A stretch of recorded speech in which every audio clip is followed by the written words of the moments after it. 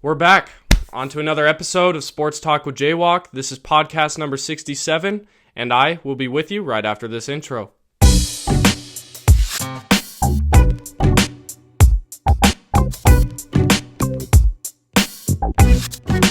Ladies and gentlemen, the NFL season is back, and I am so excited to talk about it.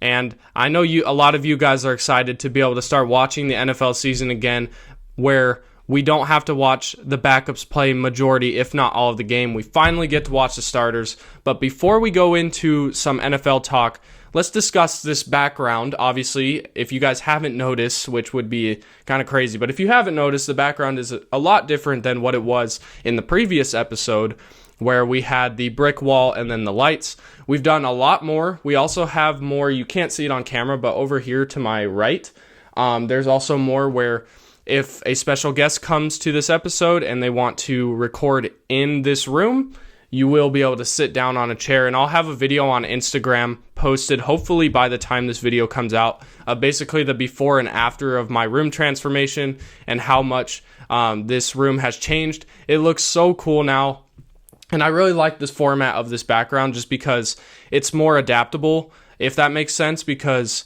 in the other background I really couldn't add things onto it. But this one I really can. This one inspired me. If you guys have ever seen the Pat McAfee show, this kind of inspired me from that, but also just like kind of an old sports bar kind of thing where there's a lot to just go in the background, so you guys have a lot to look at, and then also just the ability to change things and decorate for certain holidays. Like for Christmas, I could put up a Christmas tree if I want or whatnot. But anyways, that's enough for the background. You guys can check out that transformation video on Instagram. It should be out by now. If it's not, I will inform you why. But anyways, let's get into the NFL, where this is kind of the first episode where I kind of want to do more of a show type of format rather than just me ranting about certain things, like one topic a day.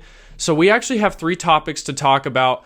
But first, we're going to talk about some intriguing games that are going to be to look out for this week, because this week has a lot of good games and a lot of good games that are divisional matchups right away. So let's get right into some of those games. The first game I want to talk about is the 49ers versus Seahawks. I mean, this is going to be a game where the NFC West is going to be strictly decided on potentially one of these teams. I mean, obviously we have the 49ers, Seahawks, Rams, and Cardinals. So all 4 of those teams are going to be battling to win the NFC West, and I think this game could be a big determining factor as to who wins. Now the Rams are obviously a team that are most likely the favorites for a lot of people, but I think one of these teams could also be a sleeper team to win the NFC West. I mean, this is a game where the 49ers, they had a bad season last year due to a lot of injuries, but this year it seems like they could be back. Brock Purdy's going to be back, or I guess he was already playing. But we're going to have players like Christian McCaffrey back, Fred Warner. I mean, this is going to be an exciting season for the San Francisco 49ers. Now, there's a lot of question marks with Brandon Ayuk, so that could be interesting. But I still think the 49ers are going to be a solid team. And then with the Seahawks, I mean, adding Sam Darnold, that could be an interesting addition. I'm not really high on Sam Darnold, but they do also add Cooper Kupp, which is going to be a really good piece for this team. They also still have Jackson Smith-Njigba, the wide receiver, who is very talented and very young. And they just have a very solid young core. They've also bolstered their offensive line. They have a solid defense. This Seahawks team could be very solid. If I were to predict who's going to win this game, I'd probably say the Seattle Seahawks, just because they're at home week 1. I could see the Seahawks winning this game. But that's going to be the first game to look out for this week. The next one is another divisional matchup where we have the Detroit Lions versus the Green Bay Packers. They'll be playing in Green Bay for this game. It should be realistically Micah Parsons' debut for the Packers. So this could be interesting. The new number as well, number 1, which I don't know. Let me know what you guys think. I'm not 100% sure about that number, but overall, this is going to be another kind of big deciding factor of who could potentially win the NFC North, I believe, is what what division they're in. But anyways, we have the Lions, Packers, Bears, and Vikings in that division. I think the Vikings are going to be an interesting team, which we will talk about later. And then the Bears are also going to be an interesting team, which we'll also talk about. But I personally think these two teams, the Lions and the Packers, are going to be the teams competing for the NFC North title. Personally, the Lions are a team that I think could take a big step backwards, not because they lost a lot of players, but because they lost both of their offensive and defensive coordinators. Their offensive coordinator actually went to become the head coach for the Chicago Bears. His name is Ben Johnson. So this could be an interesting year for the Lions. I still think they're going to be a good team. They're still going to most likely win double-digit games, but this could be interesting. And then for the Packers, I think this is their best chance to win the division. I mean, the Vikings are a young team. The Bears are also a young team. There's a lot of question marks for both of those teams. The Packers feel like the more established team. The only question mark they have is how is their secondary going to look, especially after Jair Alexander is gone now. But overall, I think the Packers will win this game, especially since they're in Green Bay for week 1. I know the Lions are a good team, but I think this Packers team could pull it off. Actually, you know what? No. I'm going to give it to the Lions. I'm going to switch it up. I'm going to give it to the Lions. I think the Lions are going to win this game because Aiden Hutchinson is back, and I'm a big Aiden Hutchinson fan. I think he's going to make some great plays this game, and he's going to look good, and then this Lions offense is pretty solid. But overall, I think it's going to be a great game, and I apologize to any Packers fans thinking that I was actually cheering for them this time. I'm not. I never really cheer for the Packers because, I'm a Broncos fan. I'm not going to really like the Packers, not unfortunately, but anyways, I think the Lions are going to win this game, and let's get on to the final game where I think the Vikings and the Bears on Monday night is going to be an interesting game. This is a game where they have two teams where there's a lot of question marks between both teams. The Vikings, is JJ McCarthy going to be able to get the job done, which we'll talk about soon. And then the Bears, where they have a new head coach, basically a new offense, a good defense, but who knows what they're going to be able to do, and we'll also talk about them later. But overall, I think if I were to predict the winner of this game, I think the Vikings will probably win this game just because I think, with the Vikings defense, it's still very solid. They have a really, really good defense along with a very solid offense if McCarthy can, lead that team. And then compared to the Bears, they have a lot of question marks. I think they'll maybe start off slow in the regular season, but I think they could pick it up throughout time. But anyways, that's going to be the three intriguing teams, and we're going to go on to the next topic where I'm going to be talking about JJ McCarthy and how he can be a big deciding factor as to how successful the Vikings are. And that leads us to our next topic where we're going to be talking about JJ McCarthy and how his success or not successful ways can lead this Vikings to either a successful season or, once again, a not successful season. So with JJ McCarthy, he is technically going into his second year, but he has never played an NFL game yet. He played a couple preseason games this year. He also played one last year and unfortunately had, I believe, that ACL tear to end his season early before it even started technically. JJ McCarthy, he's an interesting player. I mean, he is as a Michigan football fan, I really like JJ McCarthy. I'm going to be rooting for him. I think JJ McCarthy is set up for a great success. One thing that he was really good at with Michigan is he was put in a very good situation. Michigan had a very good scheme of an offense where they had good receiving options in players like Roman Wilson, but also they had a really good offensive line, which is something Jim Harbaugh is really good at doing, is making a good offensive line, as we have seen with the Chargers already. And then he also had some really good running backs, like Blake Corum. He had Hassan Haskins for a while. Donovan Edwards was also a pretty solid running back option for him.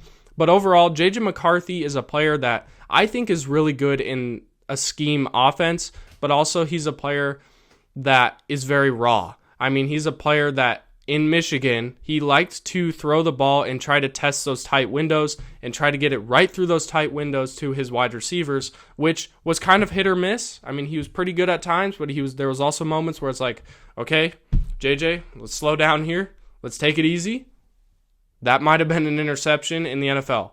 So JJ McCarthy is definitely a raw player. I'm excited to see what he can do, but I think he's definitely in the best case scenario. This is like the best case scenario for JJ McCarthy outside of the injury, obviously. But as far as like the team goes, he is on the best possible team that a rookie quarterback would want to be on. I mean, you think about the weapons he has. He has Justin Jefferson, one of the best, if not the best wide receiver in the NFL right now. He has Jordan Addison, who's going to be, I believe, out for a couple of weeks, but I'm not 100% sure on that. Someone fact-checked me on that. He also has Adam Thielen, which they just traded back for. He has TJ Hawkinson at tight end. They have a pretty solid offensive line. And then at running back, they have Aaron Jones. So this Vikings team is built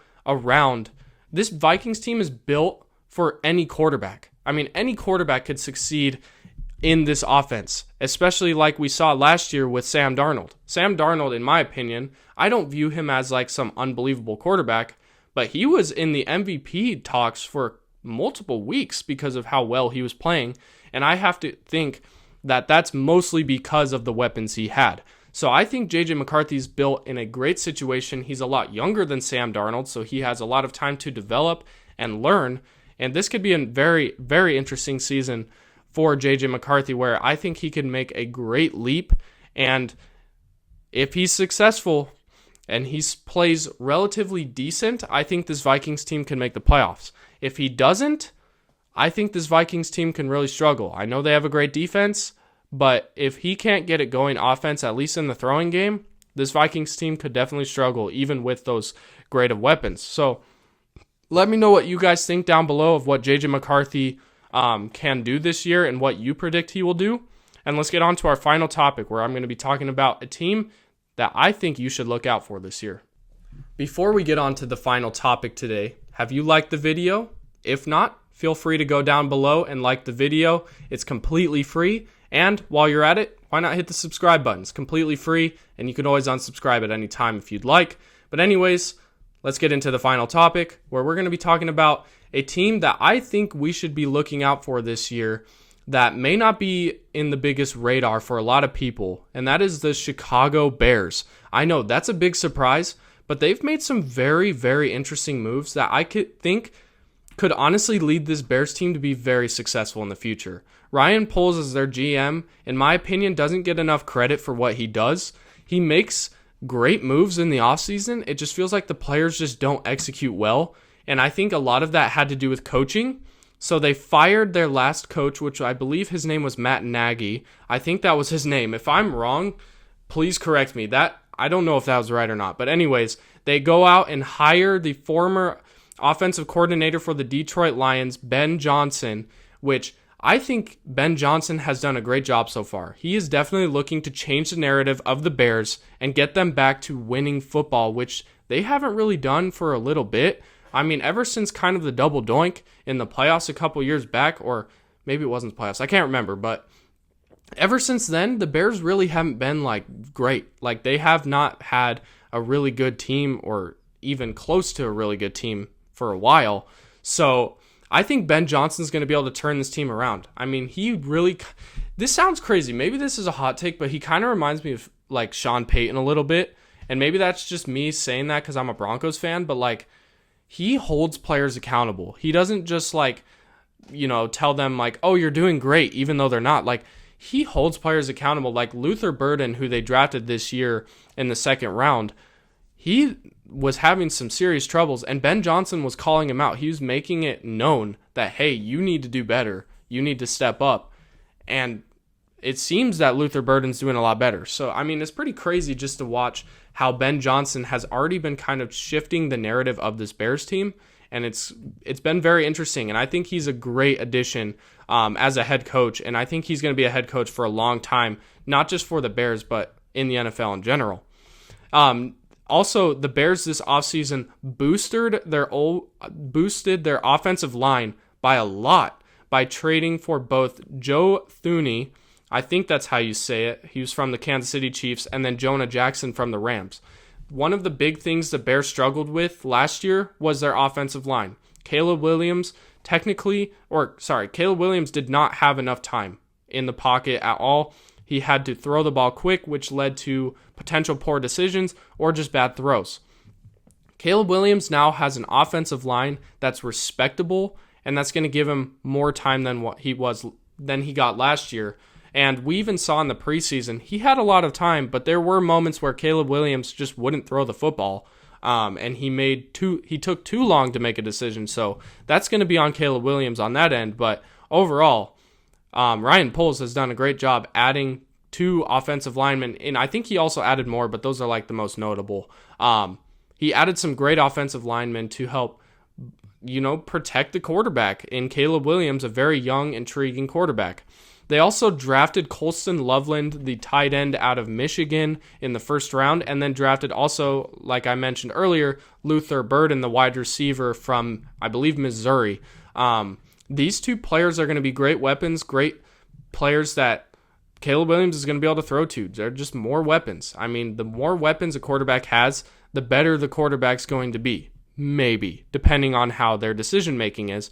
But, like, the Bears now have players like DJ Moore, they have Roma Dunze, they have Colston Loveland, Luther Burden, they have DeAndre Swift at running back, Cole Kmet at tight end, and like I mentioned earlier, Loveland. Like, the Bears have no excuse to not be at least an somewhat above average offense. Like, this offense looks solid.